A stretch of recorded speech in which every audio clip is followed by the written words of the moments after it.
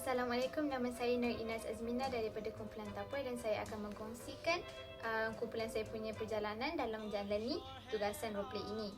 Kumpulan saya telah memberi banyak kerjasama, mereka memberi idea, mereka mendonatkan props untuk play dan they also attended every single practice that we had.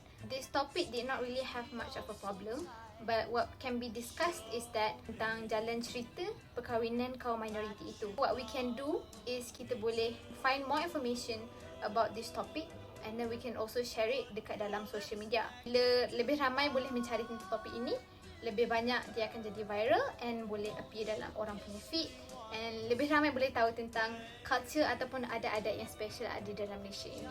Terima kasih. Assalamualaikum dan salam sejahtera. Saya Syah Fatimah Yasin.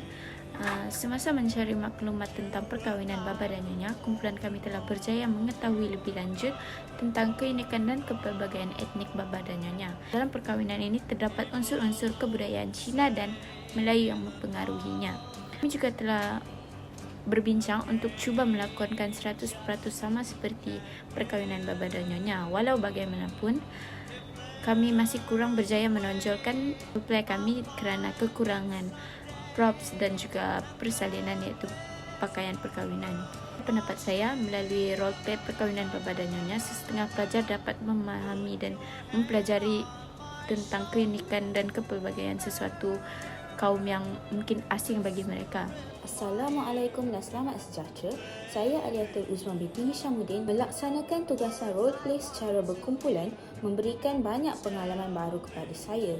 Misalnya, semua ahli kumpulan bersama-sama mencari maklumat dan menyelidik secara terperinci mengenai tajuk roleplay kami, iaitu Majlis Perkahwinan Kaum Minoriti iaitu Baba Nyonya. Kami telah berbincang secara online di Google Meet untuk menentukan barang-barang yang perlu dibawa dan digunakan semasa roleplay tersebut dan menetapkan watak masing-masing. Antara masalah yang dihadapi semasa menjalankan tugasan ini ialah mencari masa untuk berlatih. Tetapi, kumpulan kami telah berjaya mengatasi masalah ini apabila berbincang dan bersetuju untuk berlatih sebaik sahaja kelas tamat. Akhir sekali, banyak yang dapat saya pelajari melalui tugasan ini. Antaranya ialah kita mestilah menghormati budaya dan adat kaum lain. Kita haruslah menghargai perbezaan tersebut kerana ia merupakan salah satu keunikan negara kita, Malaysia, yang mempunyai masyarakat yang berbilang kaum. Saya masih Tahani dari grup Tapoi dan ini refleksi saya. Dalam aktiviti ini, saya dan kumpulan bekerjasama mencari maklumat mengenai tradisi perkahwinan baba nyonya melalui internet dan meletakkannya dalam Google Dokumen. Kami juga mengadakan perbincangan secara online serta melakukan praktis sebelum hari pembetanan.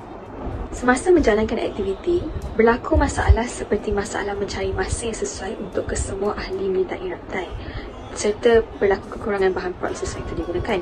Namun, sikap bertimbang rasa dalam setiap ahli berjaya mengatasi masalah dengan masing-masing membahagikan masa mereka untuk melaksanakan aktiviti ini serta kemurahan beberapa hati orang ahli dalam meminjamkan barang mereka bagi membuatkan aktiviti ini berjalan dengan lancar. Melalui aktiviti ini, saya dapati bahawa tanpa komunikasi dan kerjasama antara ahli kumpulan, suatu tugasan tidak akan dapat dilaksanakan dengan baik.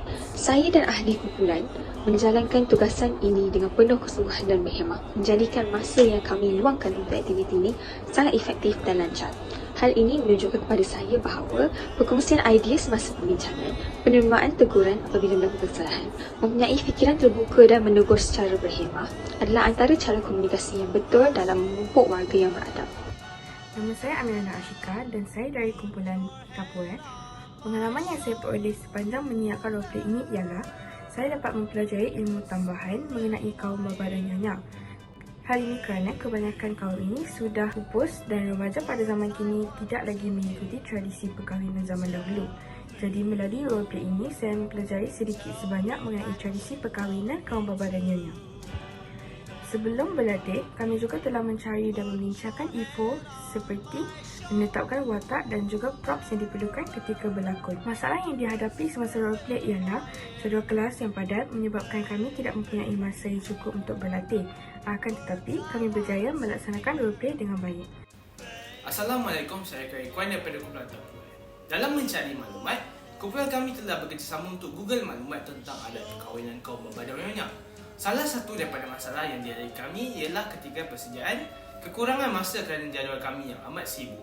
Walau bagaimanapun, setiap ahli kumpulan kami menghadapinya dengan mengikhlaskan diri demi menghadiri sesi latihan. Pada pendapat saya, roleplay ini memberi kelebihan kepada saya untuk menghayati kaum baba dan nyonya secara terperinci, lalu memupuk semangat perpaduan yang kukuh dalam diri saya. Sekian, terima kasih. Hai, saya Nur Kaini binti Nur Azmi daripada kumpulan Tapu. Untuk tugasan roleplay beberapa minggu lepas, kami telah menggunakan Google dan blog untuk mencari maklumat tentang perkahwinan kaum baba dan nyonya. Untuk pembahagian watak, pembincangan jalan cerita dan cara penyampaian, kami telah bincang sama ahli kumpulan secara online iaitu melalui Google Meet.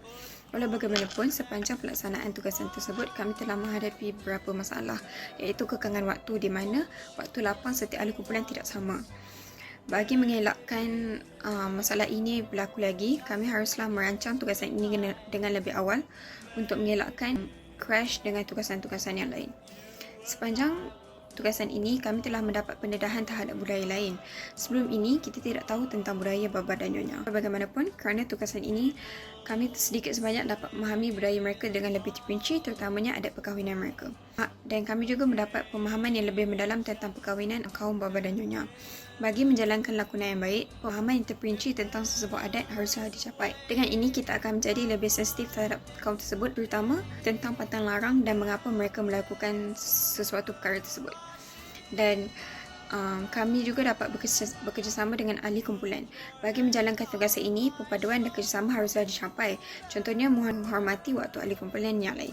Dengan ini, tiada ahli kumpulan yang bermasam muka dan tugasan dapat disiapkan dengan cepat dan gembira.